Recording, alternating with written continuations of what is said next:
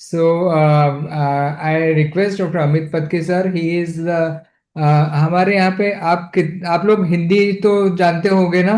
हिंदी में बात कर सकते ना? हम लोग इंग्लिश इंग्लिश प्रेफर करेंगे, मतलब हिंदी एंड इंग्लिश का कॉम्बिनेशन रखेंगे, सो दैट समझने में भी आसानी होगी। And there are some technical words which you have to talk in speak in English only. So welcome Dr. Amit Patki sir, and Amit Patki sir is our president, national president of ISAR, and also the chairperson of the state chapter of ISAR. तो जैसे BJP की महाराष्ट्र में double engine की सरकार है ना, वहां पे बीजेपी की सरकार है, हमारे यहाँ भी बीजेपी की सरकार है, वैसे ही अपने हिसार में भी डबल इंजन की सरकार है। और हमारे जो लीडर है वो अमित पत्की सर है, जो सेंटर में भी प्रेसिडेंट के पोस्ट पे, मतलब टॉप पोस्ट पे है। और हमारा ये भाग्य है कि आज डॉक्टर अमित पत्की सर हमारे बीच में है। और sir, I would request you to say few words and give blessings to this programme. Over to Amit Patki sir. Thank you very much. मुझे बहुत खुशी है कि season 3 of nurses training programme आज से शुरू हो रहा है। एंड आप जितना भी उससे अ, फाय, फायदा लेके आपके प्रैक्टिस में काफी बदलाव आने का मुझे कोशिश है। I must thank doctor Padmarekha Jirge and doctor Kedar, जिन्होंने ये महाराष्ट्र स्टेट में ये फर्स्ट टाइम नर्सेस की ट्रेनिंग का कोर्स स्टार्ट किया।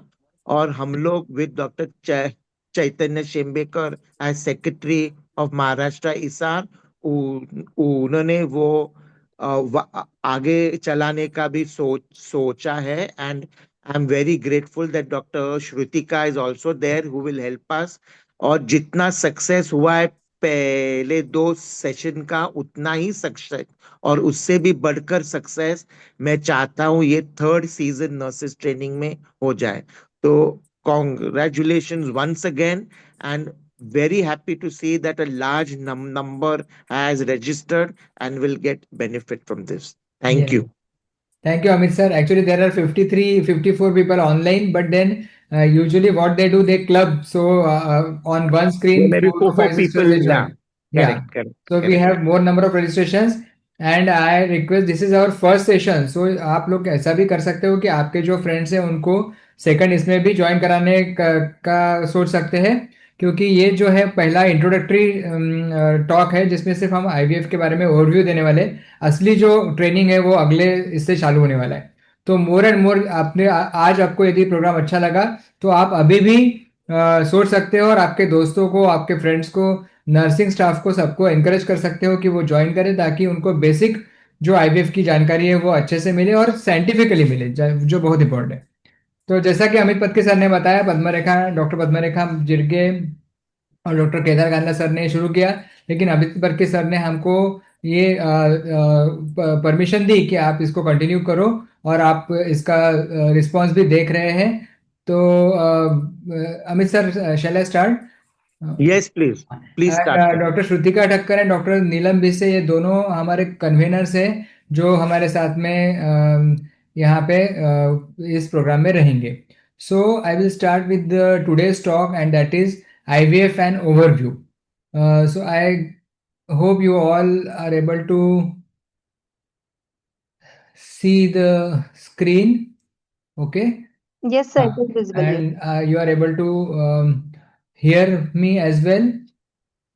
Yes, sir. हाँ, मेरी आवाज़ आ रही है और स्क्रीन भी आपको दिख रहा है। ज़्यादा से ज़्यादा लोग स्क्रीन पे रहो, ताकि आप सो तो नहीं रहे हो ये मैं देख सकूँगा, क्योंकि मुझे यहाँ पे सब अलर्ट चाहिए, क्योंकि ये जो क्लास है इसमें काफ़ी सारी जानकारी आपको मिलने वाली है, लेकिन आधे लोगों का स्क्रीन मुझे बंद दिख रहा है। So I welcome you all for this session of nurses training for ART. As we have already discussed, it is the brainchild of Dr. Padmarekha Jirge, and Amit Patki sir is now continuing with this. And I myself, Dr. Jatan Shambekar, along with Dr. Shrutika Thakkar and Dr. Neelam Bise, we are conveners and we are working in a team. So welcome all for this session. As you are all aware, we have formed a WhatsApp group for registered candidates. So only candidates who are registered already registered, their name will be there in the WhatsApp group. And this group will also include the center heads of the respective students. So Asmi, you can actually give this link to center heads also, so that center heads can also join, if they, and they can also give us the inputs and the expert opinion if it is required. We will ensure that all candidates are present by noting the names of those who have joined. So Asmi, our coordinator, she is doing fantastic job. This is the third time Asmi is coordinating this session. So what she will do, she will actually note the names of those who have logged in, and हम लोग attendance भी लेने वाले हैं. 80% attendance is compulsory. Every student must keep the camera on and audio off during the entire session. Why? Because we just want to see your, whether you are understanding what I am teaching you or not. So I can see only half of the cameras are on, 50% of the cameras are off. So मुझे ये नहीं करना है कि आप लोगों ने सिर्फ वो सर्टिफिकेट के लिए ट्रेनिंग लिया और आप लोग जूम मीटिंग चालू करके अपने काम कर रहे हो, ये अपने को नहीं करना है. इसलिए मैं फिर से एक बार सबको रिक्वेस्ट करता हूँ कि please keep your cameras on and audio off. Question and answer session will take at the end of the talk, and the students are requested to put questions in the chat box instead of verbal communication. If anyone wish to speak, you can raise your hand and be presentable while attending this session. Please wear hospital uniform and be presentable and be attentive also. These are the instructions. We will not tell these instructions again, but I will tell you, Asmi, is it possible to take registrations even today, because many of the Yes, students sir. have joined, maybe they Yes. will be promoting this to the other friends. So can we take Sir, the right now also I'm getting the call, so I'm sharing the link directly, very and they nice, will very nice. register tonight. To Yes. maybe tomorrow So or in the next week. So people are this is sitting in a a group. okay. So that's the best thing. So you just continue enrolling people, because this is a knowledge, और ज्ञान जो है वो बांटने से बढ़ता है. जितना ज्ञान शेयर होगा उतना सबको उसका फायदा ही होने वाला है. So welcome all. As you all know, we are all working in the field of infertility. और आप में से कोई ऐसा है जो आईवीएफ में काम नहीं कर रहा है, तो आप आपका इसमें चैट बॉक्स में आप हाथ ऊपर कर सकते हो. कितने लोग हैं जो आईवीएफ में काम नहीं कर रहे? मैं ये समझता हूँ कि काफी लोग आईवीएफ में काम करने वाले ही हैं, लेकिन कुछ कोई ऐसा है जो आईवीएफ में काम नहीं कर रहा है? होगा तो आपका चैट बॉक्स में हाथ ऊपर करो. ओके, अस्मी के कोई है ऐसा जो इसमें काम नहीं कर रहा आईवीएफ में? सभी आईवीएफ के काम करने वाले नर्सिंग स्टाफ और पैरामेडिकल स्टाफ है?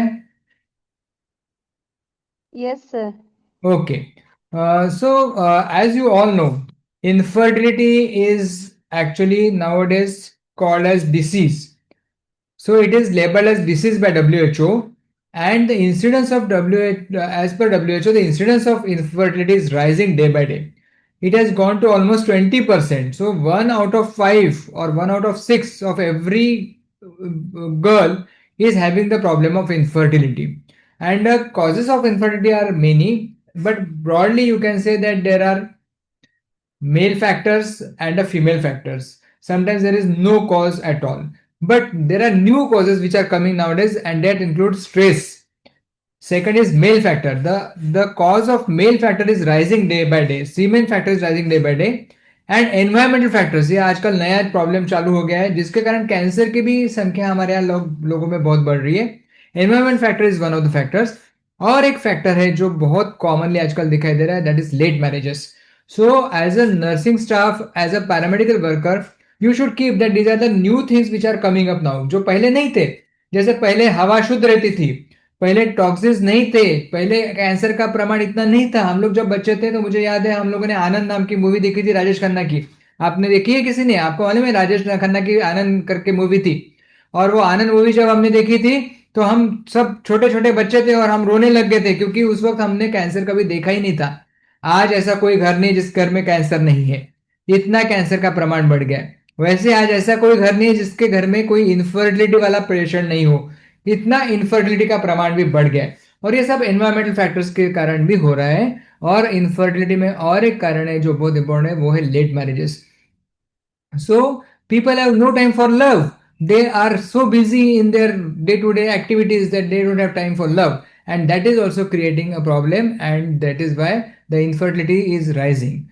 Now if you just look at the normal anatomy of the uterus, आप सब ने यूट्रस को कहीं ना कभी देखा होगा, कभी मैडम के साथ लैप्रोस्कोपी में देखा होगा, कभी आपको सीजर में देखा होगा, कभी किसी ने सोनोग्राफी में देखा होगा। तो आपको पता है कि एक यूट्रस रहता है, और ये यूट्रस जो रहता है वही एक्चुअली प्रेगनेंसी दिलाता है। ये यूट्रस का साइज कितना रहता है मालूम है आपको? ये यूट्रस का साइज जो रहता है ना, ये मुट्ठी के साइज का रहता है, सिर्फ मुट्ठी के साइज का। और उसका वेट कितना रहता है मालूम है आप लोगों को? कोई बता सकता है मुझे वेट कितना रहता है? चैट बॉक्स में डालो फटाफट फटाफट। सब लोग अटेंटिव रहो, मैं क्वेश्चन पूछूंगा तो आपको आंसर करना है। यदि आप अच्छे से देखो तो वहां पे लिखा है, आप मेरे को बता सकते हो। चैट बॉक्स में डालो फटाफट, आंसर लिखो फटाफट। कितना कितना रहना चाहिए वेट? यूट्रस का वेट कितना रहता है? Only 50 grams. कितना रहता है? Only 50 grams. But see the miracle of life, the miracle of life is that 5 kg का पूरा 3 किलो का बच्चा और एमनियोटिक फ्लूइड और प्लासेंटा करके 5 किलो का पूरा बेबी, और ट्विंस रहे तो 6-7 किलो का बेबी ये यूट्रस में समा सकता है। So there is a stretching capacity of the uterus. The uterus is so capable of stretching that actually the uterus can also adjust and also take two babies together. That is the stretching capacity of the uterus, which is of the size of fist and which is only of 50 grams in weight, right? So that is about the uterus, and this is the miracle called life. So what happens? Every month there is a menstruation, and during menstruation the patient gets periods, and after that there is a period of the secretory endometrium and there is period of proliferatory endometrium. And on in between that, on the 14th day of menses, if the cycles are of 28 days, or 15-16 days of menses if the cycle of 30 days, there is ovulation. Means the ovary releases the ovum, and this ovulation leads to the pregnancy if the sperms they meet the ovum at that time. So what happens? Ovulation takes place during 14th day, and if the sperms they meet the egg at that time, then the pregnancy will take place. Now suppose the pregnancy does not take place, what will happen? अब ये endometrium जो रहता है, this endometrium is actually planning for the pregnancy every month. तो हर महीने में, जैसे तुम्हारे घर में समझो मेहमान आने वाले हैं, तो मेहमान समझ लो तुम्हारे घर में आने वाले, तो तुम क्या करते हो? तुम उस मेहमान के लिए आने के लिए उनके उनके स्वागत के लिए तैयारी करते हो, उनको वेलकम करने के लिए तैयारी करते हो, उनको अच्छा बेड देते हो, उनको अच्छा गद्दी देते हो, उनको ब्लैंकेट देते हो। अभी ठंडे के दिन है तो उनको ब्लैंकेट देते हो, अच्छा गद्दी देते हो, अच्छा बेड देते हो। वैसे ही ये यूट्रस जो है ये अच्छा बेड फॉर्म करता है बच्चे को अपने में अटैच करने के लिए। तो ये प्रिपरेशन रहती है हर महीने में यूट्रस की, ताकि प्रेगनेंसी रही तो वो प्रेगनेंसी अच्छे से गर्भ में अटैच हो जाए। यदि समझ लो प्रेगनेंसी नहीं रही तो क्या होता है? तो ये जो यूट्रस का गद्दी बना हुआ है वो गद्दी यूट्रस छोड़ देता है, निकाल देता है। इसका मतलब पीरियड शुरू हो जाते हैं। So menses they start if there is no pregnancy. If there is pregnancy what will happen? The menses will stop, right? That is called as amenorrhoea. उसको क्या बोलते हैं? अमीनोरिया बोलते हैं। मालूम है ना सबको? पीरियड नहीं आता उसको क्या बोलते हैं? अमीनोरिया। So this amenorrhea is because of the pregnancy, and during pregnancy the bleeding periods will stop. 9 महीने तक पीरियड नहीं आते, समझ लो पीरियड आ गए, इसका मतलब प्रेगनेंसी नहीं है। एंड हमारे किताबों में एक बहुत सुंदर वाक्य लिखा है और वो आप सबको मालूम रहना चाहिए। If whenever there are menses, they have described it as a weeping of a disappointed uterus. Weeping of a disappointed uterus मतलब ये डिसअपॉइंट हुआ वाला यूट्रस जैसे कोई रो रहा है क्योंकि प्रेगनेंसी नहीं रही, हमने इतनी तैयारी की और मेहमान तो आए ही नहीं। उसको बोलते हैं weeping of a disappointed uterus, and this weeping of a disappointed uterus is something which is called as menstruation. समझ गए बेसिक? हाँ कि नहीं? मुंडी हिलाओ, मैं देख रहा हूं आप सबको। यस बोलो, right? So you should have smile on your face, you should listen to me, you should be receptive, and you should also actually respond to me whatever I am talking, है ना? Now I will tell you that there is a hypothalamus pituitary ovarian axis. अब एक orchestra रहता है। आपने कभी orchestra देखा है? ऑर्केस्ट्रा देखा है आप लोगों ने? तो ऑर्केस्ट्रा में क्या रहता है? ऑर्केस्ट्रा में एक ऑर्केस्ट्रा का जो मेन रहता है वो उसको बोलते हैं ऑर्केस्ट्रा का मास्टर, और वो ऑर्केस्ट्रा का मास्टर अपने हाथ में स्टिक लेके वो बताता है कि ऐसे करो, ऐसा करो, ऐसा करो, ये बजाओ, ये गाना बजाओ, ऐसा बजाओ। और वो गाने बजाने वाले रहते हैं 100। जितना बड़ा ऑर्केस्ट्रा उतने ज्यादा बजाने वाले। वैसे ही अपने बॉडी में एक ऑर्केस्ट्रा रहता है, जिसका जो मेन सूत्रधार रहता है, जो मेन रहता है, वो रहता है ब्रेन में का सबसे हायर सेंटर, उसको बोलते हैं हाइपोथैलेमस। क्या बोलते हैं उसको? Hypothalamus. And this hypothalamus is the master of the orchestra, and he is conducting the orchestra, that is called as hypothalamo pituitary ovarian axis. So hypothalamus in a brain, उसके नीचे रहता है पिट्यूटरी। ओहो shit. Sir, you are audible, sir. You can अच्छा, this मेरा ये चालू है क्या? नेट चालू है क्या? yes, sir. And आपका फेस भी हल्का दिख रहा है, तो you हल्का तो दिख can. रहा है। ओके ठीक है, मैं एक मिनट थोड़ा It's सा a एक matter of few seconds. हाँ एक मिनट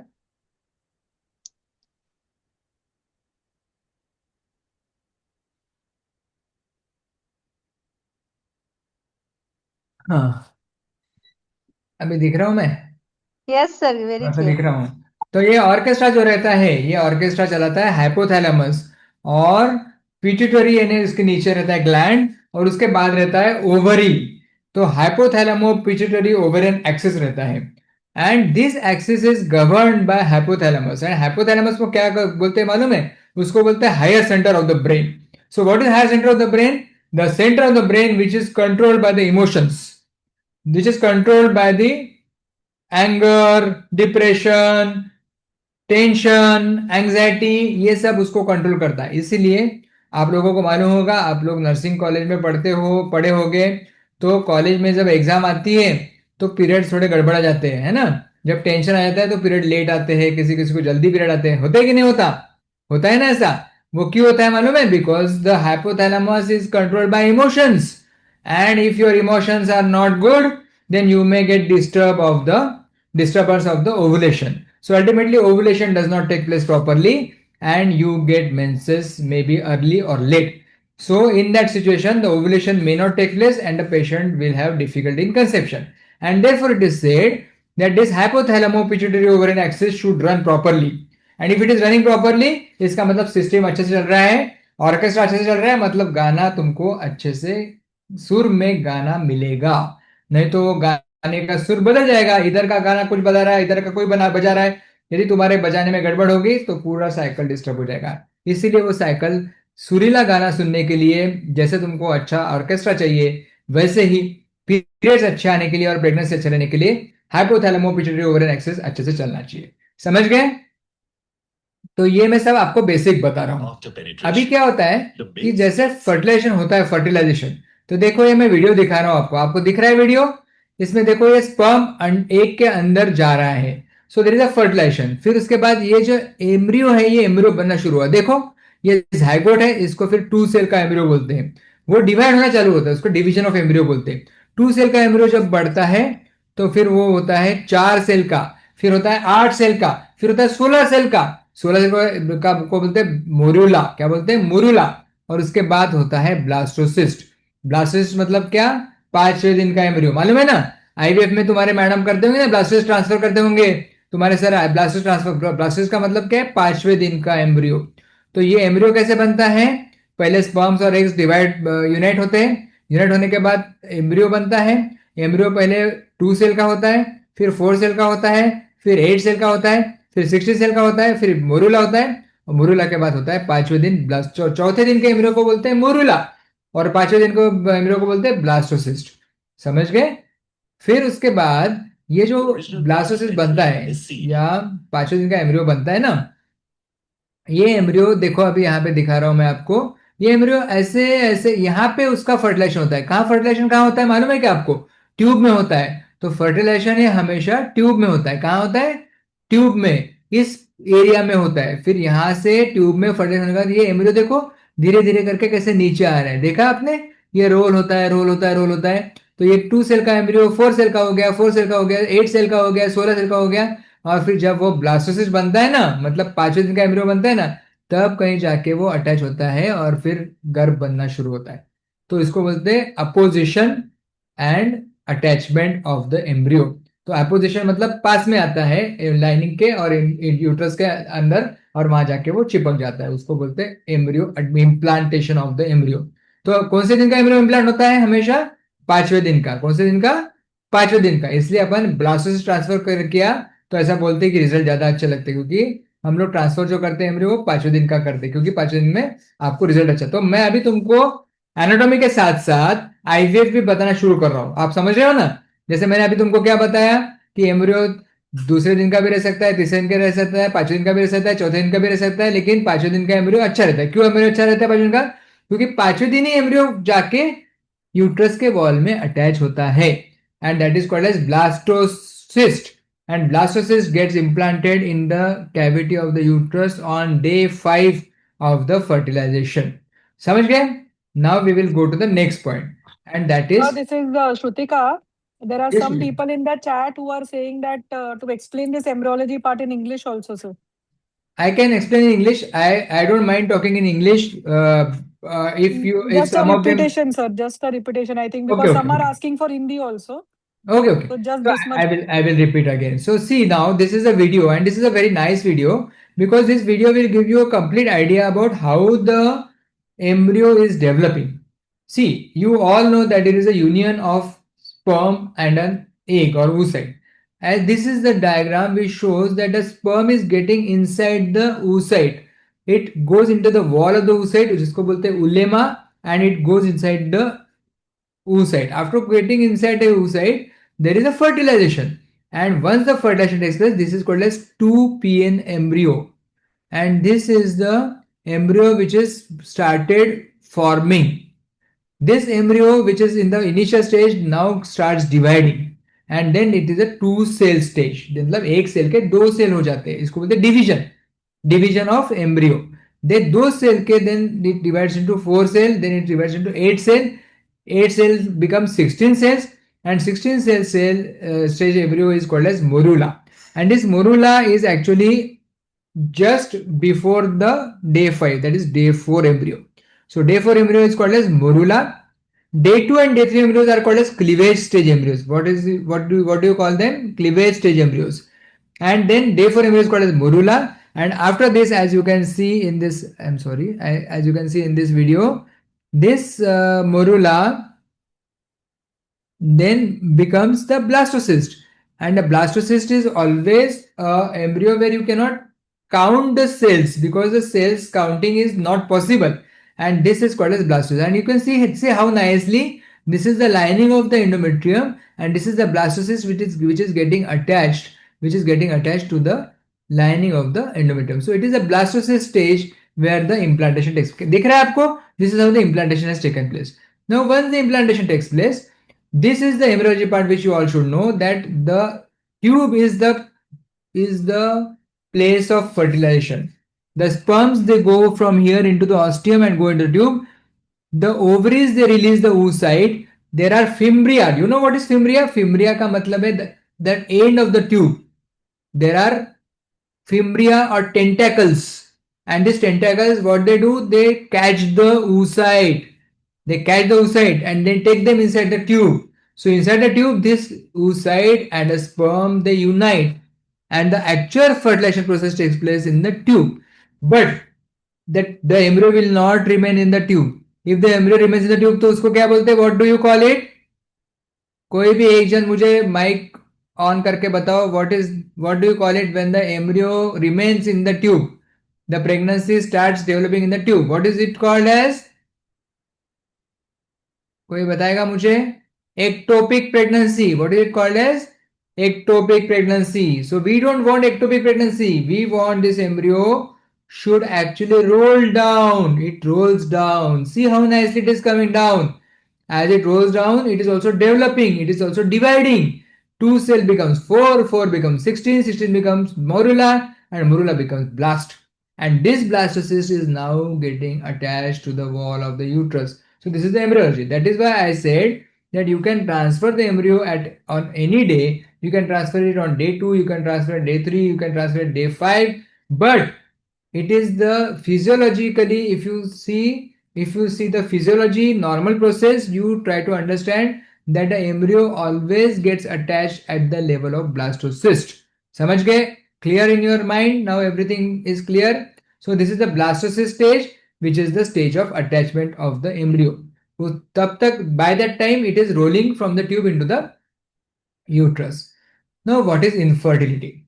इनफर्टिलिटी का मतलब है बच्चे नहीं होना. If the patient is not getting baby and if it is the patient is not able to conceive, then you label her as infertile. अब लेकिन इनफर्टिलिटी का कैसा है कि there is a definition of infertility, and this definition will change depending on the age of the patient.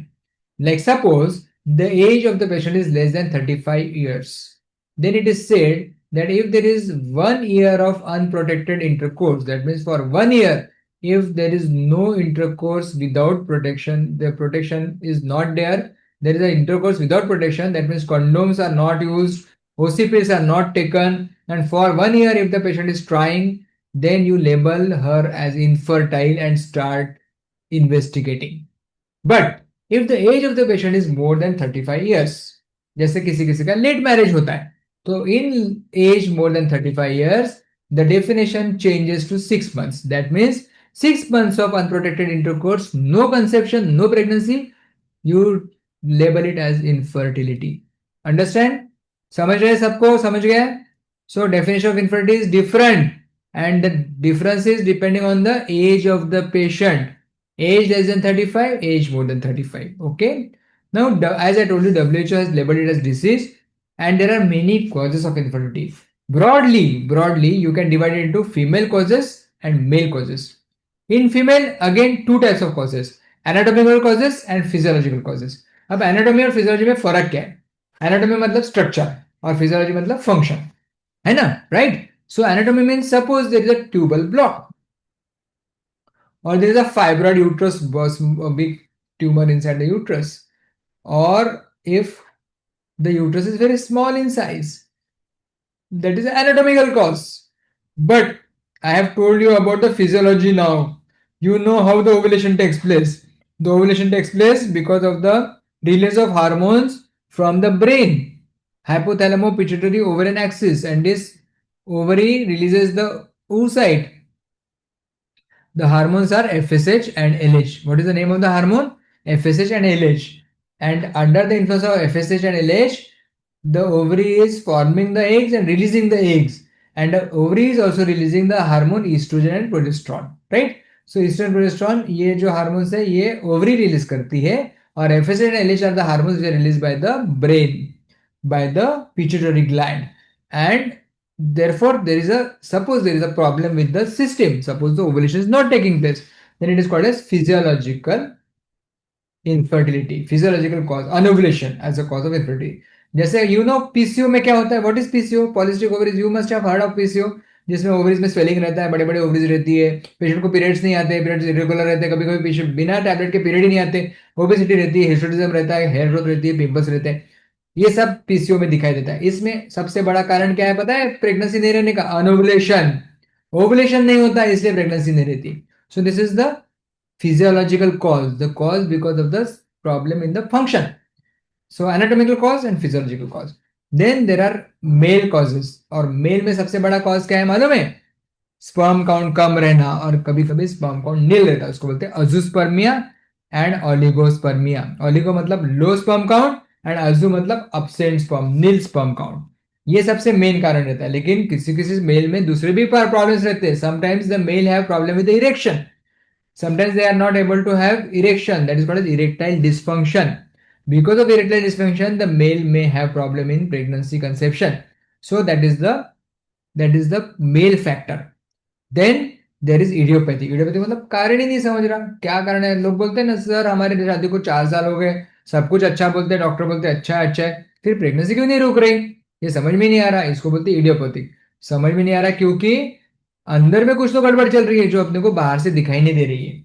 जैसे हमने sonography किया सब नॉर्मल है, हमने लैप्रोस्कोपी किया सब नॉर्मल है, हमने सीमेन टेस्ट किया नॉर्मल है, लेकिन अंदर में ओवरी का अंडे की क्वालिटी कैसी है, स्पर्म और ओवरी का अंडे का यूनियन हो रहा कि नहीं हो रहा, ये अपने को मालूम ही नहीं है. इसलिए बोलते हैं कि इडियोपैथिक कॉज, जहाँ पे अंदर में कुछ तो गड़बड़ हो रही है जो अपने को दिखती नहीं है, समझ गए, और उसके कारण प्रेगनेंसी नहीं रुक रही है।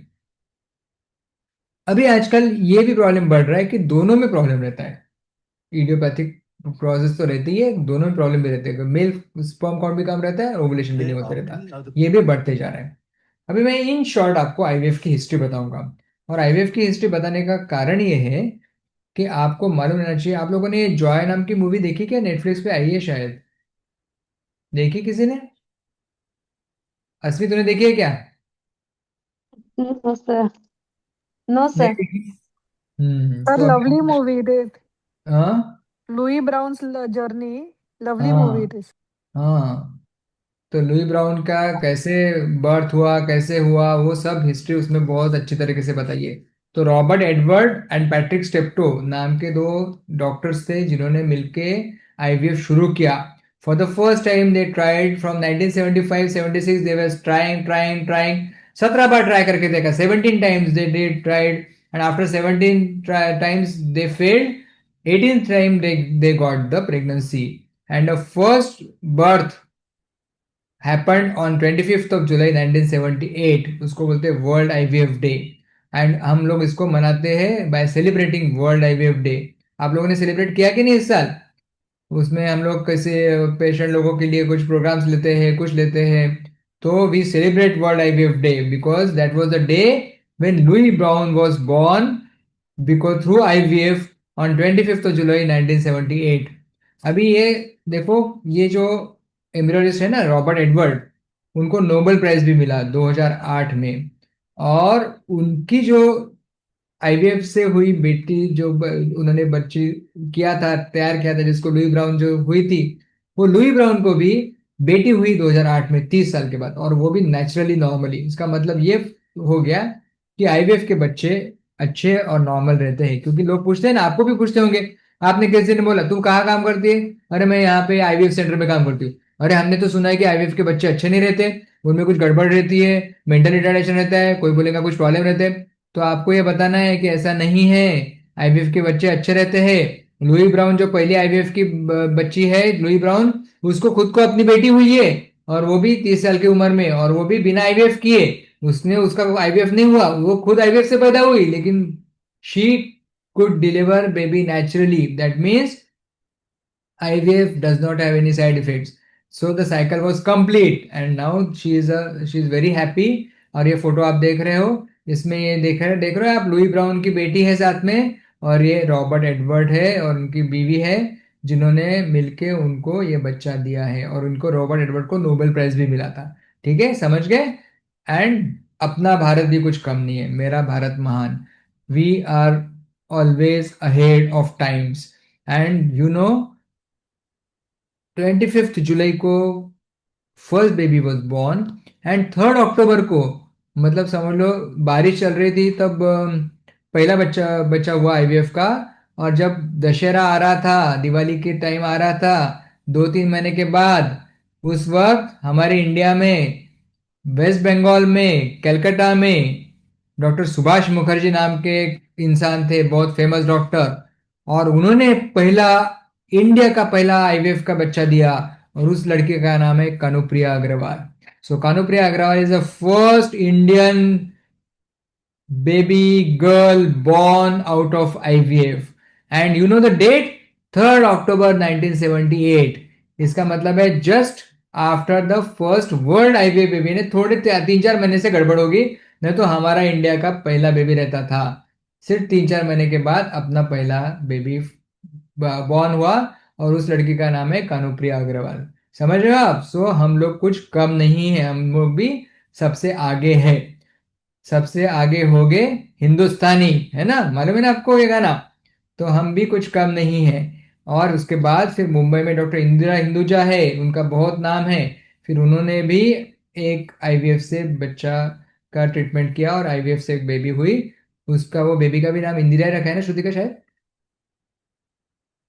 इंदिरा ही रखा है उसका बेबी का नाम। तो इंदिरा हिंदुजा मैडम ने जो ट्रीटमेंट किया उसके Sir, बाद, Durga, Durga. हाँ दुर्गा है, हाँ। तो सो इंदिरा हिंदुजा मैडम ने भी फिर ट्रीटमेंट किया, और फिर अपना सेकंड बेबी आईवीएफ का इंडिया का फिर हुआ इंदिरा हिंदुजा मैडम के हाथों से। So that is the history. Now अभी क्या हुआ कि 2021 में एक्चुअली एआरटी बिल आया। और फिर एआरटी बिल आने के बाद सब लोगों को लगा कि अरे बाप रे, एआरटी बिल आया, अब कैसे होगा कैसे होगा। लेकिन एक्चुअली वो अच्छा हुआ, क्योंकि क्या था, there were no regulations, no guidelines, only ICMR के गाइडलाइंस थे। So nobody was following it, कुछ तो भी चल रहा था। So what was required was the government should actually interfere, ऐसा सबको लगने लगा। And then government started thinking about it and they came with the law, and that is known as ART act. This ART act 2021 is important.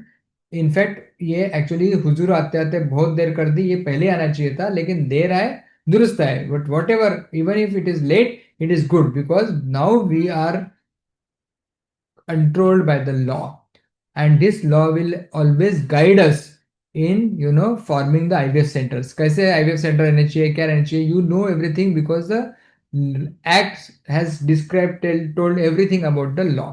So they know, now you know that how to IVF center कैसे करना, क्या करना, ये सब you know it. अभी ये तुमको कुछ करने की जरूरत नहीं, because you are doctor will do this, but you should know this. Why you should know this? Because you are working in the IVF centre. तो कोई तुझे, तुमको यदि तुम किसी ने पूछा कि अरे तुम्हारा आईवीएफ सेंटर, एआरटी क्लिनिक तुम्हारा है तो लेवल 1 का है कि लेवल 2 का है, तुम बोलेंगे ये क्या रहता, लेवल 1 लेवल 2 हमको कुछ मालूम ही नहीं। ऐसा नहीं होना चाहिए, you should know everything. So you should know what is level 1 clinic, you should know what is level 2 clinic, you should know what is ART bank, you should know what is surrogacy clinic. So there are 4 types of IVF clinics. Level 1 मतलब only IVF, level 2 मतलब IVF, ART bank मतलब जहां से अपने को sperms और eggs मिलते हैं, है ना, डोनर के एग्स और डोनर के स्पर्म्स मिलते हैं। और सरोगेसी क्लिनिक जहां पे सरोगेसी होती है। So there are 4 types of IVF clinic. So you should know this, कि उसका रजिस्ट्रेशन करना पड़ता है कॉर्पोरेशन में जाके, सिविल सर्जन के पास जाके, you have to register and there is a portal, you have to apply and then you get the registration. अभी जो बेसिक आईवीएफ क्लिनिक रहता है, लेकिन आईयूआई क्लिनिक जो रहता है, IUI clinic is very basic clinic. तो आईयूआई क्लिनिक में only thing which is required is one gynecologist, that is all. One gynecologist can manage the IUI clinic, जिसमें सिर्फ IUI, आप लोगों ने IUI देखा होगा ना सबने, IUI तो रोज ही करते हैं, है ना। तो IUI करने के लिए ज्यादा कुछ नहीं लगता, सिर्फ एक gynecologist और एक सेंटर का रजिस्ट्रेशन लेना पड़ता है। But then there is level 2 clinic which is called as IVF clinic. और IVF क्लिनिक में क्या क्या लगता है, एक gynecologist लगता है, एक काउंसलर लगता है, एक एनेस्थेटिस्ट लगता है, एक एंड्रोलॉजिस्ट लगता है। So this is what you require in IVF clinic. And ART bank में एक डॉक्टर लगता है जो आईआरटी बैंक को चलाएगा, और सरोगेसी क्लिनिक में भी सब कुछ लगता है। लेकिन इसमें एक जो रोल है, एक जो व्यक्ति है, वो सबसे इंपॉर्टेंट है, वो है आप लोग, मतलब नर्सिंग स्टाफ। क्योंकि बिना नर्सिंग स्टाफ के कोई भी क्लिनिक रन नहीं कर सकता, चाहे वो एआरटी क्लिनिक रहे, चाहे वो एआरटी लेवल 1 रहे, एआरटी लेवल 2 रहे। सबसे बड़ा काम किसका है? आपका काम है, क्योंकि you are the pillar, you are the backbone of the ART clinic. If you are good in your theory, if you are good in your practicals, if you know how to talk to patients, how to do the counseling, then you will be very popular in your ART clinic, because you should have empathy towards patient. किसी को बच्चे नहीं हो रहे, किसी को बेचारे को abortions हो रहा है, किसी को ectopic हो रहा है, so you should have empathy towards your patient. What is empathy and what is the difference between sympathy and empathy? What is the difference? Sympathy का मतलब क्या है? समझ लो आप रास्ते से जा रहे हो और कोई एक्सीडेंट हो गया और कोई गिर गया। सो आप बोलोगे अरे अरे बेचारा गिर गया, लग गया बेचारे को, फ्रैक्चर हो गया, ऐसा लग रहा है, और आप चले जाओगे अपने ड्यूटी पे। उसको क्या बोलते हैं? Sympathy. What is it called as? Sympathy. But if somebody falls और आपको ऐसा लगेगा अरे मेरे को ऐसा लगना चाहिए कि मेरे को ही लगा है, तो you should go run and help that person who is injured. तो यदि कोई गिर गया, उसको तुम जाके उसको पानी दोगे, उसको उठाओगे, ऑटो करोगे, उसको मेडिकल हॉस्पिटल, अपने खुद के हॉस्पिटल में लेके आओगे, उसका नर्स ड्रेसिंग करोगे, उसको बोलेंगे अरे कुछ क्या हो गया, तो इसको बोलते हैं एम्पथी। और ये एम्पथी यदि आप में होगी ना, तो you will be the best nurse in your clinic. So for you to become best, you should have empathy. हर पेशेंट को अपनी बहन समझना है, हर पेशेंट को अपनी माँ समझना है, और हर पेशेंट में आपको ये दिखना चाहिए कि इसको जो दर्द है, उस दर्द को मेरा दर्द करके ट्रीटमेंट करना चाहिए। यदि वैसा किया तो आपका जो महत्व है वो बहुत बढ़ेगा, और आपको भी काम करने में अच्छा लगेगा। You will also get satisfaction, it is called as job satisfaction. So for job satisfaction, what is required is empathy towards your patient. Not only sympathy, but empathy. उनके जगह पे जाके उनकी तरह सोचो, उनको क्या तकलीफ हो रही है ये सोचो, तो ट्रीटमेंट भी बहुत अच्छे से होती है. अभी जैसे as I told you there is a level 1 clinic जिसमें you require only IOI lab. So your clinic should have a lab and chamber and reception, that's all. तो उसमें सीमेंट प्रिपेयर करते हैं और IOI करते हैं. But if you have ART clinic यानी IVF clinic है, तो you require everything. So you all must be working in the lab. So you know that there is a reception area. You know that there is a sonography room. You know that there is a collection room where semen is collected. You know that there is a IUI room. You know that there is a room where the cryocans are kept. That is called as cryocan room. You know that there is a andrology room जहाँ सीमेन prepare करते हैं, मालूम है ना. और फिर क्या रहता है, एयर पिकअप के लिए एक OT रहती है. फिर अपनी लैब रहती है जिसको बोलते हैं एम्ब्रियोलॉजी लैब, जो कि IVF के सेंटर का आत्मा होता है.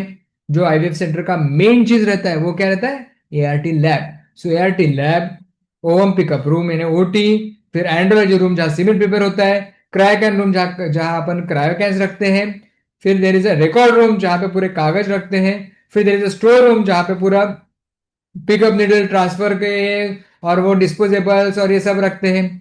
फिर there is a collection room जहाँ पे सीमेंट कलेक्शन करते हैं. There is a reception area, there is office, there is a counsellor का चेंबर, अपने मैडम लोगों का, सर लोगों का चेंबर जहाँ पे सोनोग्राफी मशीन रहती है. So this is what is required for the IVF clinic. And then ART bank रहती है जिसमें एक लेबोरेटरी रहती है जहाँ पे वो सब काम करते हैं, बाकी कुछ करने की जरूरत नहीं रहती. और यहाँ पे इंस्ट्रूमेंट्स भी रहते हैं. अब इंस्ट्रूमेंट्स आपने देखे होंगे, आपको मालूम होगा सेंट्रीफ्यूज मशीन रहता है हमेशा, रेफ्रिजरेटर रहता है हमेशा, माइक्रोस्कोप रहता है ना. माइक्रोस्कोप के बिना तो काम ही नहीं कर सकते, because you have to see the sperms in the microscope, eggs in the microscope, embryo in the microscope. So you require microscope. Then you require incubator.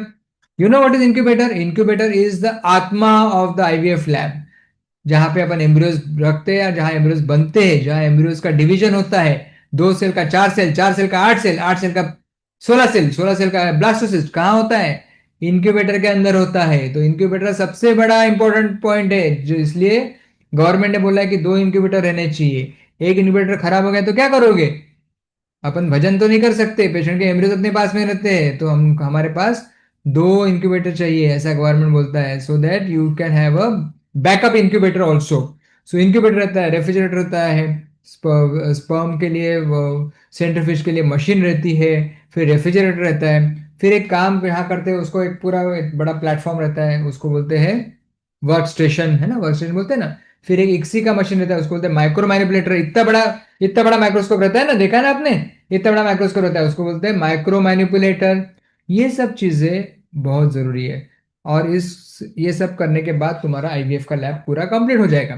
ये देखो, ये फोटो में देखा है आपने, देखा है नहीं, ये माइक्रो मैनिपुलेटर देखा है, इंक्यूबेटर्स देखे हैं, है ना, क्रायोकैन देखे हैं, माइक्रोस्कोप देखा है ना सब, कि नहीं देखा है, हाँ या ना. मुंडी हिलाओ तो मुझे समझेगा कि आपने देखा है करके. देखा है ना, right. Yes. Yes. So this is what you require ना, these are the requirements. अब I will go to the next point and that is मैं आपको थोड़ा सा in short IUI कैसे करते हैं और IVF कैसे करते हैं बताऊंगा. So we are what we repeatedly do. Excellence then is not an act but a habit. That means if you do the same thing again and again, आपको उसकी आदत हो जाएगी और तुम इतने एक्सपर्ट हो जाओगे. जैसे पहले अपन साइकिल चलाते हैं, तो साइकिल चलाते हैं तो पहले अपने पिताजी आपको पकड़ के, पीछे पकड़ के धीरे धीरे साइकिल सिखाते हैं. फिर उसके बाद अब धीरे धीरे तुम्हारे पिताजी तुम्हारा हाथ छोड़ देते हैं, फिर वो धीरे धीरे वो अपन खुद चलाते हैं. फिर अपन धीरे धीरे इतने एक्सपर्ट होते हैं कि अपन एक हाथ छोड़ के साइकिल चलाते हैं. फिर धीरे धीरे एक्सपर्ट होते हैं, दोनों हाथ साइकिल छोड़ के साइकिल चलाते हैं. सो इतना एक्सपर्टाइज हो जाता है कि कुछ भी कर सकते हैं. सो अपने काम में भी वही है, एक ही काम तुम रोज रोज रोज रोज करो. अभी जैसे मैं कितने साल का हो गया हूँ, 56 ईयर्स. और मैं कब से काम कर रहा हूँ, जब मैं 23 ईयर्स का था तब से. मतलब 33 ईयर्स से मैं एक ही काम कर रहा हूँ, गायनिक का काम कर रहा हूँ 33 ईयर्स से. तो मैं क्या हो गया हूँ, मैं एक्सपर्ट हो गया हूँ, because I am doing the same thing again and again and again. So that is what you should do. You decide your branch, तुमको किस में अच्छा लगता है, तुमको क्या अच्छा लगता है. If you are interested in IVF, focus on IVF and do only IVF work properly, that so that you become expert in IVF. कोई तुम्हारा हाथ नहीं पकड़ सकता. कोई किसी को कुछ हुआ तो फटाफट फटाफट उनको सब मालूम रहना चाहिए. So you become expert if you do the same thing again and again over the period. So इसलिए you should do whatever you should do with devotion, dedication and precision. ठीक है. So what is IUI? अब IUI is simple procedure. It is a very simple procedure and it is not very expensive. It is very easy to do. It is actually nothing but there is a tube, and with this tube we wash the sperms and put the sperm inside the uterine cavity. Right? मालूम है आपको सबको? So IVF is advanced treatment. IUI is very basic treatment. And in IUI we just wash the sperm and put them inside the cavity of the uterus. अभी इसकी एक बहुत लंबी कहानी है. आईयूआई की कहानी बहुत लंबी है. एक्चुअली आईयूआई कब फेमस हुआ मालूम है क्या? When IVF came into existence. After IVF, IUI became very popular. Why? Because in IUI we are doing sperm washing. In IVF also we are doing sperm washing. So people started doing sperm washing, and after people started doing sperm washing, then they realized कि इसमें तो we can do IUI also. But then 300 years back, 350 years back, 1770 में John Hunter नाम का एक doctor था. वो John Hunter नाम के डॉक्टर ने पहला बार आईयूआई किया था 300 years back. And what he did, he had a patient, and that patient was having hypospadias. Hypospadias मतलब उसका पेनिस का कुछ प्रॉब्लम था. पेनिस छोटा सा था और उसको पेनिस में जो स्पर्म्स निकलते हैं ना, सीमेन, वो जो नली रहती है वो नली छोटी थी. उसको बोलते हैं हाइपोस्पेडियस. सो व्हाट ही थॉट कि कुछ तो इसको करना पड़ेगा. इसको तो बच्चा नहीं हो सकता बेचारे को, क्योंकि उसको हाइपोस्पेडियस है. सो जॉन हंटर ने क्या किया? जॉन हंटर ने ही सेड कि तुम ऐसा करो, तुम सीमेन एक बॉटल में कलेक्ट कर दो. और वो he collected the semen in the bottle. Then he उसने थोड़ा सा गर्म सीरीज में डाल दिया. गर्म मतलब 37 डिग्रीज पे. हॉट एकदम ऐसा गर्म है, एकदम गर्म नहीं, 37 डिग्रीज पे वार्म इसमें उसने डाल दिया सीरीज में. एंड देन ही उसने एक नली लिया और उसको यूट्रस के अंदर डाल दिया. And he got the result and the patient conceived. So that was a miracle. So that is how the IUI came into existence. John Hunter ने सबसे पहले ये शुरू किया. And this is a very interesting story. But then people realise कि you have to wash the sperms. If you don't wash the sperm, then वो cramps आ सकते हैं पेशेंट को. Uterus starts contracting and the patient gets pain and sometimes patient में get vasovagal attack. Therefore, what you should do is you should wash the semen before putting into the IUI. So IUI के पहले क्या करना चाहिए? You should always wash the semen. Now washing of semen क्यों करते हैं? So we wash the semen so that उसके जो अंदर जो डेब्रिज रहते हैं, जो खराब मटेरियल रहता है, वो पूरा वॉश हो जाता है और क्लीन स्पर्म्स को हम लोग अंदर डालते हैं और उसको एनर्जी देते हैं. एनर्जी उसको बोलते हैं कैपेसिटेशन, वाइटलाइजर. तो उसको वॉश करने से दे बिकम एनर्जेटिक और उसमें का पूरा जो ऊपर में जो कैपेसिटेशन में वाले फैक्टर है तो वो निकल जाते हैं और वो स्पर्म एकदम एक्टिव हो जाता है. और वो एक्टिव स्पर्म फिर एकदम घुस के अंदर वो प्रेगनेंसी दे सकता है. And that is why washing of sperm will help you in getting good pregnancy. And what is the timing when we do the IUI? We do the IUI when the ovulation is taking place. So we match the timing also. So we match the timing, we remove the debris and we put the washed sperm inside the uterus. So that is what is the IUI. So our aim is to wash the sperm and put it inside the. And what is the indication? अब कौन से condition में करते हैं IUI? कोई भी patient में कर सकते हैं. जिसको बच्चे नहीं हो रहे किसी को भी कर सकते हैं. क्यों नहीं कर सकते? कर सकते हैं. सो इडियोपैथिक प्रेगनेंसी, इडियोपैथिक है मतलब समझ में नहीं आ रहा क्या कारण है. पीसीओ है तो भी कर सकते. एएमएस लो है तो भी कर सकते. एक कंडीशन है जिसमें नहीं कर सकते. मुझे कोई बताएगा कौन सी कंडीशन है जिसमें आईयूआई नहीं कर सकते? What is the condition? One condition where you can not do IUI. Anybody who knows can tell me. तुम्हारा माइक चालू करो और बताओ फटाक से. Tell me one condition where you can not do IUI. What is that condition? अरे बोलो बोलो बोलो. Unless it is an interactive program, you should talk. Unless you speak, you will not understand. Sir कुछ लोगों का reply है tube block हो. Very good. कुछ लोगों का ठीक है है वो. कि बायलैटरल पीसीओडी पेशेंट. अच्छा, पीसीओडी में कर सकते हैं आईयूआई. पीसीओडी में कर सकते हैं. Tubal block is the right answer. If the tubes are block you can not do IUI. है ना? बराबर है ना? And if there is azoospermia, sperm count nil है, then also you cannot do IUI. So azoospermia and tubal block are the conditions where you cannot do IUI. अभी कुछ और conditions है जो अब आजकल नए इसमें आने लगे. जैसे समझ लो, suppose the husband is in army और suppose the husband is in navy and he is out for 6 months. So what you can do is you can freeze the sperms of the husband and do IUI with the husband's sperm. Or suppose there is a problem with vaginismus where the patient is having pain during intercourse. If there is a pain during intercourse, the patient is not allowing intercourse, you can do IUI and anesthesia देके भी IUI कर सकते हैं and the patient can conceive. Sometimes HIV में भी IUI करते हैं क्योंकि स्पर्म को वॉशिंग करते हैं तो उसमें से HIV का जो वायरस रहता है वो निकल जाता है and then you can conceive. So these are the indications for IUI. ठीक है. अभी IUI कैसे करते हैं you all know that, but I will just tell you in short. First thing we do is we start with the treatment, that is clomiphene citrate or letrozole, and then we give the injections and then we do the IUM. So this is a practical protocol, but people do other things also. Like some people do IUI with only tablets, some people do IUI with only injections. So you can do whatever you want, but the practical popular protocol is where you start with tablets, then give injection and then do IUI when the ovulation takes place. So you give trigger ka injection. So what is trigger ka injection? Trigger का injection मतलब injection for the ovulation and after 36 to 40 hours after trigger का injection you have to do insemination, that is called intrans. So I will show you the video now. Just see the video.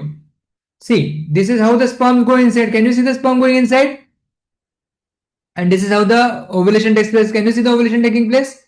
अब IUI में हम लोग क्या करते हैं? We see the follicles on ultrasound. Then we do the sonography. Then we see that ovulation is taking place on ultrasound. And when the ovulation is taking place, we will give one injection, that is called as trigger ka injection. And this is the cannula. And with the help of cannula, we put the sperm inside. Right? समझ गए? So simple procedure, very simple.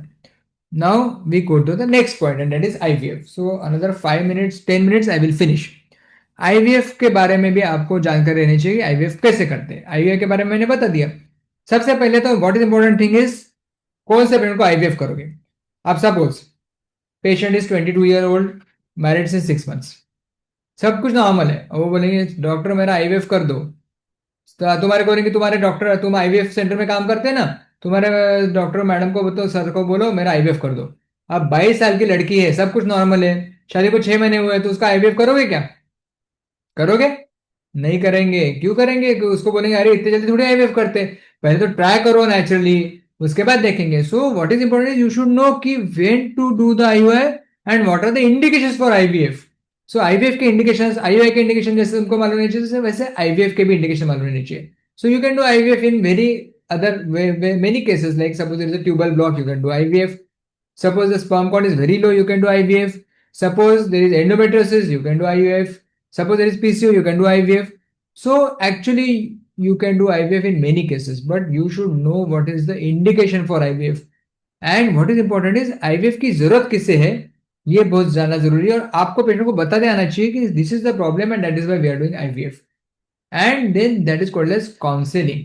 सो पहली step क्या है IVF में? Counselling की. Because किसी को patient आई OPD में आनी उसे चलो IVF कर डालते, ऐसा नहीं चलेगा. You have to talk to them, you have to describe what is IVF, you have to describe the procedure, you have to tell how, what are the steps which we are doing, and then you have to tell them what is the indication for IVF, and then you have to do the IVF, right? So that is why counseling is important. Now when we do IVF, how we do it? शुरुआत कैसे करते हैं? As I told you, first we decide कि इसको IVF करना है. So decision making, decision लेने के बाद काउंसलिंग, काउंसलिंग के बाद उससे बात किया, उसको बताया कि इतना खर्चा है, ऐसा करना पड़ेगा, वैसा करना पड़ेगा. Then we start the procedure. So we identify the patient and recruit the patient. The first thing is step is recruitment, यानी स्टार्ट करना प्रोसीजर, रिक्रूट करना पेशेंट को. So recruitment is where we start the procedure. Then there are 2 steps again. Step number 2 is where we do the down regulation, and step number 3 is where we do the stimulation. So down regulation stimulation का मतलब क्या है? Down regulation में कैसा करते हैं कि we take the control of the HPO axis in our hand and then we give injections to stimulate the ovaries. इसको बोलते हैं सुपर ओवुलेशन. क्या बोलते हैं? Super ovulation. मतलब normally how many eggs are form? Only 1 egg is formed. Sometimes 2 eggs are formed, but only 1 egg is formed. In IVF we do super ovulation. That means we give injections for 10 to 11 days and we form multiple eggs, many eggs. ये eggs ऐसे बनने चाहिए कि 7 से लेकर के 10 के बीच में बनने चाहिए, ऐसे अपन इंजेक्शन उसको लगाते हैं. After giving the injections, we give the injection for 10 days and then on the last day of injection we see the size of the follicle, and if your size of the follicle is between 16 to 22 millimeters, 16 से 22 के बीच में follicle का size होगा, then we decide कि अभी इसको trigger देने का है। ट्रिगर देने का मतलब आखिरी इंजेक्शन देना है, लास्ट इंजेक्शन, जिससे ओवुलेशन शुरू होगा। फिर 35 आवर्स के बाद we do ovum pickup, and this ovum pickup is done under anaesthesia. After doing ovum pickup, we take the eggs and we take the sperms and then we fertilize them with the help of IVF or ICSI.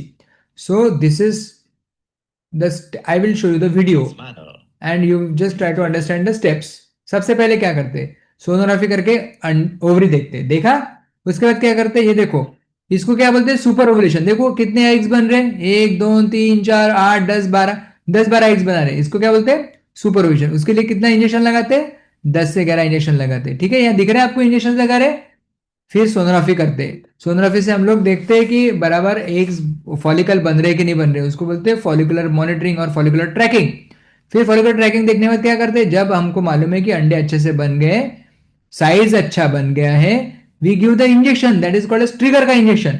और trigger का injection देने के बाद after 35 hours, ये देखो ये needle है, और ये नीडल की सहायता से, सोनोग्राफी की सहायता से हम लोग एग्स निकाल लेते हैं। इसको बोलते हैं ओवम पिकअप। क्या बोलते हैं, ovum pickup. And this is the ovum pickup process which is done, and this is a test tube. In this test tube the eggs are collected, right? After the eggs are collected, then what we do, we take the eggs and collect it in the dish. ये eggs ले लिए, ये देखो, ये embryology के lab में गए, ये डिश के अंदर गए। ठीक है, ये डिश में जाने के बाद फिर क्या करते हैं, ये एग्स डिश में जाने के बाद ये देखो, ये एग कैसे दिख रहा है, सुंदर एग दिख रहा है, दिखे एग्स आपको। फिर ये एग्स को स्पर्म के साथ यूनाइट करते हैं, और फिर उसको बोलते हैं आईवीएफ करना, और फिर उसको इंक्यूबेटर में रख देते हैं। कहाँ रखते हैं, इंक्यूबेटर में। इंक्यूबेटर में वो डिवाइड होना शुरू होते हैं। ये देखो ये स्पर्म्स है, दिख रहा है आपको स्पर्म्स, तो ये स्पर्म्स है, और एग्स लिए, स्पर्म्स लिए, और एग्स और स्पर्म्स का यूनियन किया। ये देखो यूनियन किया, इसको बोलते हैं आईवीएफ करना। और आईवीएफ करने के बाद जब गर्भ बनता है, तो इस गर्भ को हम लोग फिर रख देते हैं इंक्यूबेटर में। कहाँ रखते हैं, so this is the IVF dish and this is the incubator. And then after putting it in the incubator at 37 degrees for 3 days, 4 days और 5 days, then we take it out. और ये देखो embryo कैसे बन रहा है, देखो ये 2 सेल का एम्ब्रियो बन गया, ये 2 सेल के 4 सेल बन गए, दिख रहा है आपको। See how they are see, this is the 8 cell embryo, see how nicely it is getting divided. Then this 8 cell embryo becomes the morula, and then it becomes a blastocyst. So this is the embryo. Then we do the transfer process. Embryo transfer is just like IUI. It is same as IUI. उसमें कैसा रहता है, under anaesthesia नहीं करते, सिर्फ sonography की सहायता से we see the uterus and we put the embryos inside the uterus. That is called as embryo transfer. So what is it called as, embryo transfer? So embryo transfer procedure does not require anesthesia. It is done with the help of embryo transfer catheter under the guidance of ultrasound, right? And so this is about the IVF. You know what is the difference between IVF and ICSI? What is ICSI? C. Intracytoplasmic sperm injection. Intracytoplasmic sperm injection. What do we do in ICSI? We inject one sperm into one egg. So that is what is called as ICSI. So the sperm count is low. If the sperm count is low, then we can do ICSI where we inject. यहाँ देखा तुमने video में? Have you seen the video? We put one sperm in the one egg. That is called as ICSI. So आजकल many people they do ICSI, but ICSI is actually indicated mostly for very low sperm count. C. There is something called as PESA ICSI. You know what is PESA ICSI? PESA या TESA का क्या मतलब है मालूम है? If the sperm count is nil, then sometimes what we do, with the help of a needle, we take the sperm from the testes. That is called as PESA and TESA. So this is the procedure which is done in the patient where the sperm count of the husband is nil. जहाँ husband का sperm count nil रहता है, उसमें हम लोग क्या करते हैं, PESA या TESA करते हैं. Injections are very important. And आप लोगों का इसमें बहुत बड़ा रोल है। आप जब नर्सिंग का काम कर रहे हो, तो आईवीएफ में नर्सिंग के काम करने वाले को सबसे अच्छा काम क्या करते आना चाहिए, सबसे अच्छा काम करते आना चाहिए इंजेक्शन देना। If you are a very good in injections, you will become a very popular nurse, और आपके पास लोग आपका नाम ढूंढते हुए आएंगे।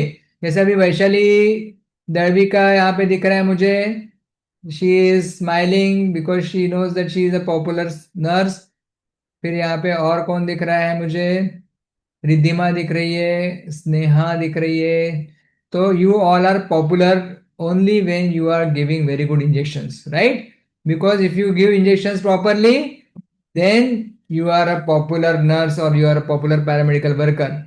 Because in IVF सबसे बड़ा क्वेश्चन क्या रहता है, मुझे इंजेक्शंस कितने लगेंगे और इंजेक्शन का दर्द तो नहीं होगा. So you have to give the injections nicely with empathy towards your patients. You should have empathy. अरे उसको दर्द नहीं होना चाहिए, उसका अच्छे से ख्याल रखो. And what is more important is you should maintain the cold chain of the injections, because all injections are to be kept at 2 to 8 degrees Celsius in refrigerator.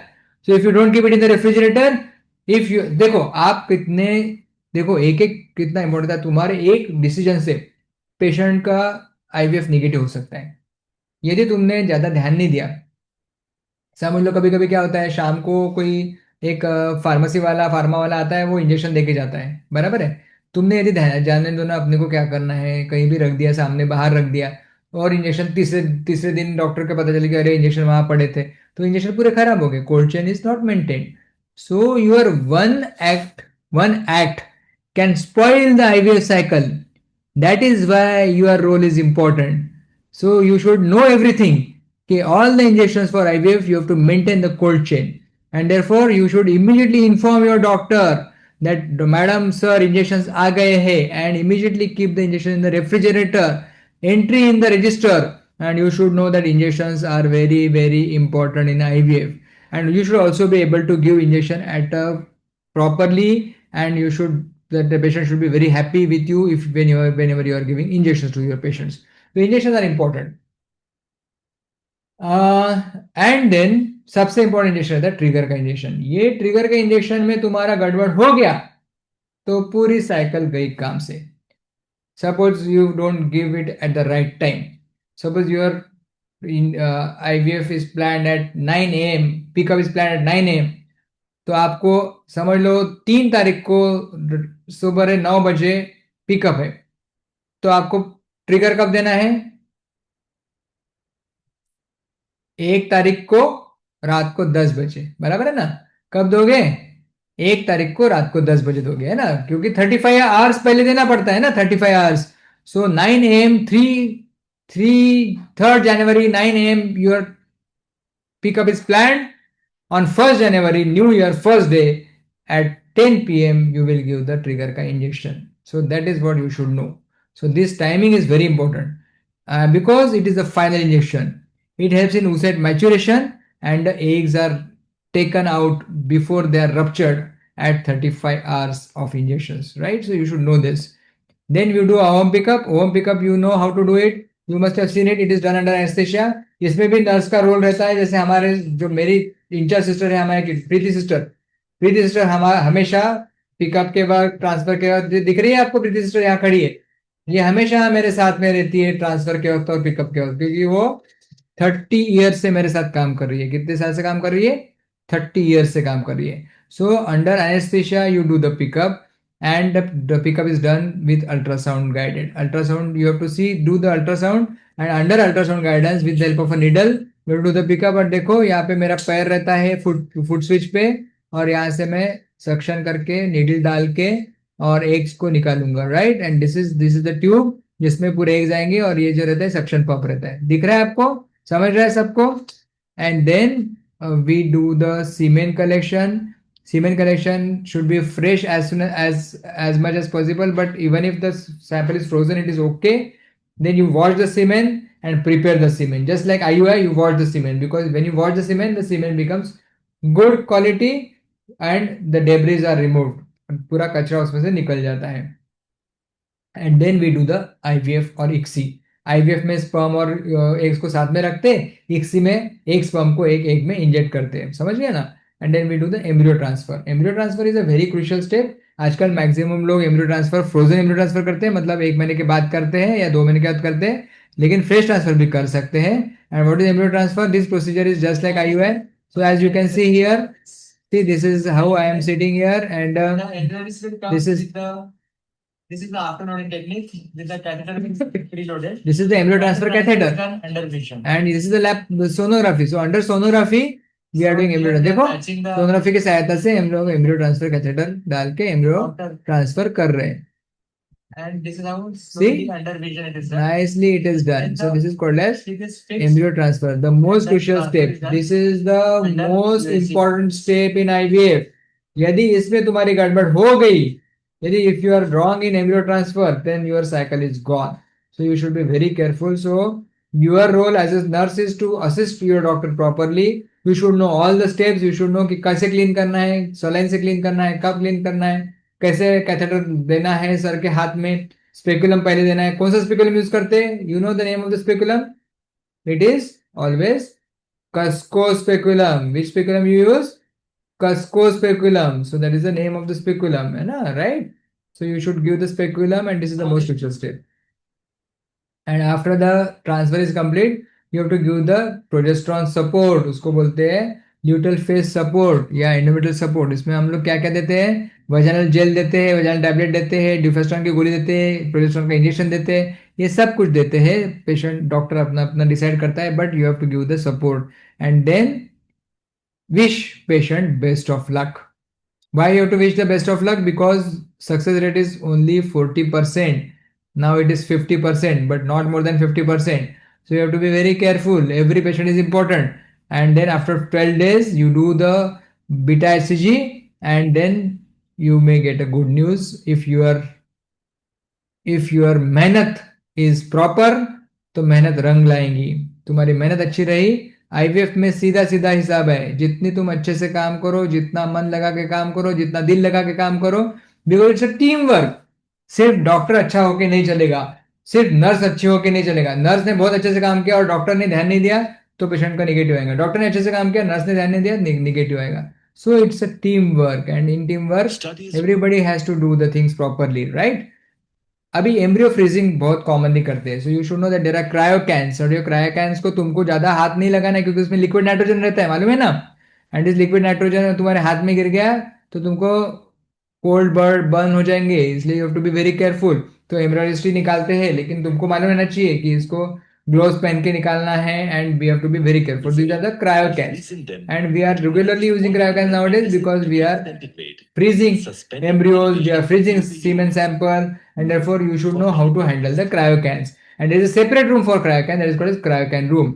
And this cryocan का जो liquid nitrogen है वो बाहर नहीं गिरना चाहिए, वो top up करना पड़ता है हर 4 दिन में. So you know there is a agency, मालूम है ना?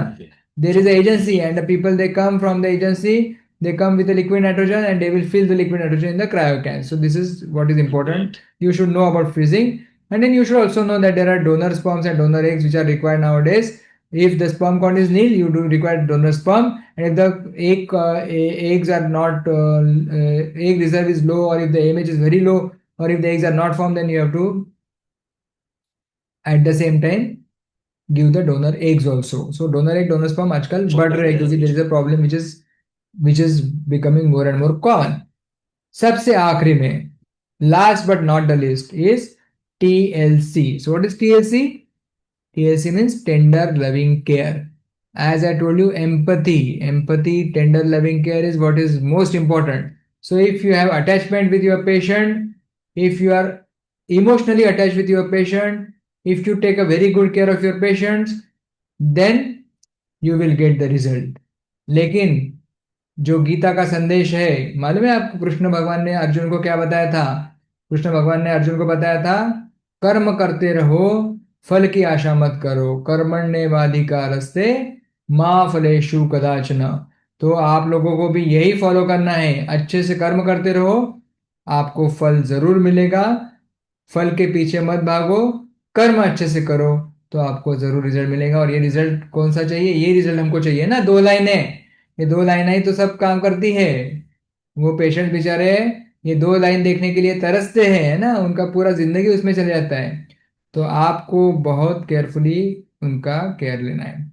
सो I am so happy to see so many people joining, and I'm very happy to see you all, and I want you to take interest in this session and follow whatever advice I have given to you, right? Then you become a successful nurse, and a very popular nurse, and a very popular paramedical worker. So for you to become popular, you have to have empathy towards your patients. Good. So thank you all. Ask me कुछ question answer का क्या करना है? See, one more thing I wanted to tell you that this time we are Shrutika and Neelam madam and we all decided that we will take exam at the end of the sessions. है ना Shrutika? करना है ना? We will have exams. Yes, So sir. We will keep exams, and maybe we can send some MCQs also, so that some of yes, them are coming on and off, so they'll right. get also a gist. We can keep MCQ test also, so that you all will be, will start reading as well, because you should read also. This class is actually just brushing off your knowledge, but then you should read also. You should read some books which are helpful in, understanding the IVF in a better way. Thank you. Thank you, Chat sir. क्या कुछ सबका thank you दिख रहा मुझे. चलो, अच्छा लगा, लेकिन मुझे भी अच्छा लगा आप सबसे इंटरेक्ट करके, और ऐसे ही. So Sir, there is one one question. question. One हाँ, question is there. बोलो ना सर कुछ पेशेंट एग होते हैं कि सब सही चलता है, बट ओपीयू के बाद पता चलता है कि एग सही नहीं है. हाँ, it's a question about egg quality. Yes, इसीलिए तो आईवीएफ है. इसलिए बोलते हैं कि IVF is diagnostic and therapeutic. Diagnostic and therapeutic का मतलब क्या है मालूम है क्या? समझ लो, एक पेशेंट है, कंसीव ही नहीं हो रही है, अपन we are doing ultrasound, we are doing all test, everything is fine. वो पेशेंट बोलते सर आप बोलते सब अच्छा है, then why why I am not conceiving. So you do IVF, and then you realize that egg quality is not good. Sometimes there is empty follicle syndrome. What is empty follicle syndrome? You see the follicles on ultrasound, but you do the aspiration, you do the pickup, and no eggs. वो embryos को तुम्हारी madam पूछती है, अरे कितने eggs रहे, कितने eggs मिले, वो बोलता है no madam, no madam, no madam. फिर सब डिप्रेस हो जाते हैं, एक भी एग नहीं मिल रहा. इसको बोलते हैं एम्प्टी फॉलिकल सिंड्रोम. फिर हम लोग देखते हैं, अरे फिर सब सब लोगों की नजर किसके तरफ जाती है? सबसे पहले सब लोग देखते हैं किस नर्स ने इंजेक्शन लगाया रात को, उसने इंजेक्शन बराबर लगाया कि नहीं लगाया. फिर हम लोग क्या करके देखते हैं? प्रेगनेंसी टेस्ट करके देखते हैं उस फ्लूइड की. प्रेगनेंसी टेस्ट में 2 लाइन आई तो इसका मतलब है कि इंजेक्शन अच्छे से लगाया, लेकिन बॉडी काम नहीं कर रही. So there is a problem, intrinsic problem of the receptors. Sometimes there is a problem with the receptors. Therefore, the body is not responding to the injections you are giving. That is the reason why IVF is something which is wonderful. Why it is wonderful? Because it not only gives you the treatment, but can also tell you the problem जो अभी तक हमको समझा ही नहीं था. 5 years of marriage, patient is trying, not conceiving, and then suddenly you realize there are no eggs at all, or suddenly you realize that eggs are there, but the quality is very poor, and that is why she is not conceiving. So that is what you are discussing, na? That is the question, right? So this can happen, and this happens especially if the AMH is very high and very low. In PCO patients also the quality of eggs is sometimes not good, and in very diminished organism बोलते हैं जिसको, जिसमें AMH is very low, quality of eggs is not good. So that can be a problem, right? Okay. Sir, another question about male factor, that male mentally physically are okay, but azoospermia निकलता है जबकि genetic कोई history नहीं होता. Yes. That's a very good question. Yes, very good, and it is a question of doctor के level का question पूछ लिया तुम लोगों ने. बहुत अच्छा, इसका मतलब तुम बहुत अच्छा स्टडी कर रहे हो. सी, अजोस्पर्मिया के अलग अलग प्रकार रहते हैं. अब मैंने तुमको फिजियोलॉजी बताई, और मैंने लड़कियों की फिजियोलॉजी बताई, HPO एक्सिस बताया ना मैंने, hypothalamo pituitary ovarian axis. Similarly in men there is hypothalamo pituitary testicular axis, and testis is controlled by hypothalamus. So what happens that there are many reasons why there can be azoospermia. 3 level पे problem हो सकता है. 3 level कौन से मालूम है आपको? एक लेवल है ऊपर के लेवल, जहां से सिग्नल ही नहीं जा रहे, मतलब there is no signal, so the testis is not working, because testis को सिग्नल ही नहीं मिल रहा है, sperms are not produced. This is the first problem. Problem at the level of higher centre, problem at the level of hypothalamus pituitary. फिर दूसरे में क्या होता है?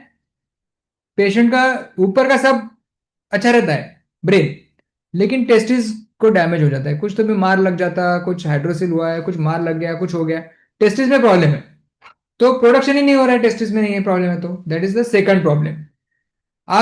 इसमें जेनेटिक प्रॉब्लम भी आ सकते हैं। जेनेटिक प्रॉब्लम में भी क्या होता है कि be sperms are not produced because of the genetic problem. तो जो तो क्वेश्चन में तुमने लिखा है ना, जेनेटिक प्रॉब्लम भी हिस्ट्री ले लिया, कुछ नहीं है कुछ नहीं है, फिर क्यों नहीं रोक रहा?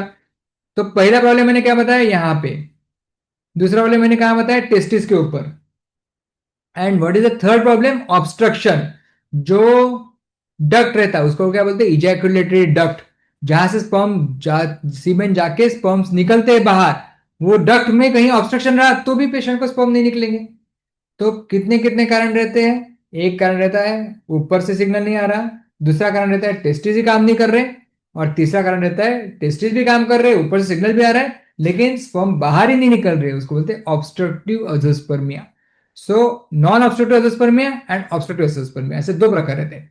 नॉन ऑब्स्ट्रक्टिव में टेस्टिकुलर फेलियर, उसको बोलते हैं प्राइमरी टेस्टिकुलर फेलियर, मतलब टेस्टिस ही काम नहीं कर रही, प्राइमरी टेस्टिकुलर फेलियर।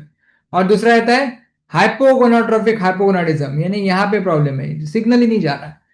समझ गए? तो जेनेटिक ये एक प्रकार है, जेनेटिक के साथ साथ काफी सारे रीजंस रहते हैं। किसी किसी को जब बचपन में छोटे रहते हैं तो किसी किसी को मम्स हो जाते हैं, मम्स मालूम है? तो मम्स के कारण वो टेस्टिस में भी इंफेक्शन जाता है और टेस्टिस खराब हो जाती है। किसी किसी को बचपन में क्या होता है, कोई हर्निया की सर्जरी हो जाती है, कोई मार लग जाता है, कभी कभी वो टेस्टिस जो है वो ट्विस्ट हो जाती है खेलते खेलते, उसके टेस्टिस पूरी डैमेज हो जाती है, तो वो प्राइमरी टेस्टिकुलर फेलियर हो गया, टेस्टिस ही काम नहीं कर रही। समझ गए? तो जेनेटिक ये एक कारण है, ऐसे काफी 100 कारण है, there are many reasons, right? I think, sir, you have really stimulated everybody's brains and everybody's thinking, and it's been a very wonderfully interactive session. और भी किसी को क्वेश्चन है? सर को कुछ और पूछना है आपको? अगले सारे सेशंस में we are going to come kind of focus on IVF कैसे करते हैं, आईवीएफ के प्रोसीजर्स क्या है, जैसे egg retrieval, TESA, embryo transfer, और फिर after embryo transfer after OPU care कैसे करना है, फार्माकोलॉजी, एक एक टॉपिक हम लोग कवर करने वाले हैं। तो तो दिस इज अभी तो ये शुरुआत है श्रुतिका, हाँ, अभी यस, आगे आगे बढ़ेंगे और that so that keep your thinking caps on. Yes. Sir, one more last question has come. Trigger देती हूँ बट एक बार सर रिजल्ट ही नहीं आया था, जबकि पेशेंट को पहली भी आईवीएफ से बेबी था, फिर सेकेंड एचसीजी दिया और फिर ओपीयू किया था. तो आई थिंक आप एम्प्टी फॉलिकल सिंड्रोम के बारे में पूछ रहे हैं. बराबर है सर। ये अपने कोमल देवी का मैसेज है। कोमल देखो, see this is what happens in empty follicle syndrome, so may be that trigger was not given properly, क्योंकि फिर बाद में तुमने लिखा है ना, फिर सेकंड एचसीजी दिया उसके बाद वो पिकअप किया। तो क्या करते हैं कभी कभी डॉक्टर लोग, देखते हैं दोनों तरफ, समझ लो ओवरी में 10-10 फॉलिकल दिख रहे, एक तरफ की ओवरी निकाल ली, वो उधर एमरोजिस्ट नो नो नो करके चिल्ला रहा, अपन ने बोला कितने, नो नो, फिर अपन अब डिप्रेस हो जाते। फिर क्या करना? रुक जाने का, टेंशन नहीं लेने का, रुक जाने का, क्योंकि अपन ने पूरे एक ओवरी निकाली, दूसरी ओवरी तो बची है ना अपनी। फिर क्या करते हैं? फिर उसी वक्त एचसीजी का एक इंजेक्शन लगाना, और उसके बाद 35 आवर्स के बाद, मतलब आज सुबह 9 बजे निकाला तो दूसरे दिन शाम को 8 बजे आप, then you do again the home pickup, that is called as the, this is actually false empty follicle syndrome, जिसमें एक्चुअली फॉलिकल्स में, लेकिन वो एग्स इंजेक्शन ट्रिगर अच्छे से नहीं लगा इसलिए शायद नहीं निकले। तो उसमें तुमको, you have another chance, you have one more chance, so you can give this, you can do this. तो तुमने कोमल जो बताया वो बिल्कुल सही बताया, ऐसे ही करते हैं। इफ यू डोंट गेट तो you have to stop there, don't finish both the ovaries, one ovary no oocyte at all, stop there, give injection and do the pickup again after 35 hours. Do the counseling of the patient को अच्छे से बताओ कि ऐसा ऐसा हुआ है, अपन देखते हैं, फिर से will try, you get oocytes, you get oocytes, you get eggs, right? So So I next think, class is on 7th of January. Yes, तो because 31st दिसंबर को कोई क्लास नहीं हम है. लोगों ने सोचा कि 31st का, नेक्स्ट 31st है, एंड 31st आप लोग मनाने मनाने वाले हो कि नहीं मनाने वाले हो? पार्टी करोगे कि नहीं करोगे? करेंगे ना? तो फिर पार्टी के बीच में हम आपका पार्टी में गड़बड़ नहीं करना चाहते, इसलिए 31st को हमने छुट्टी रखी है, ठीक है? So then we will meet on the कब है रे? कौन सा तारीख है? 7th 7th Jan. 7 Jan, right? तो we will meet on 7th of Jan, right? चलो ठीक है Shrutika, okay sir, bye sir. तो बाय बाय। चलो बाय बच्चों, सर। बाय। अच्छे से अभी पढ़ना भी चालू करो। 7 हफ्ते आपको काम करना है, और सुनना भी है, और थोड़ा सा किताबें भी पढ़ना चालू करो, और डिस्कशन करो। तुम्हारा पूरा जो स्टाफ रहता है ना, उसमें start discussing whatever we are telling you, start discussing, right? चलो, thank you so much, bye bye. Thank you, sir.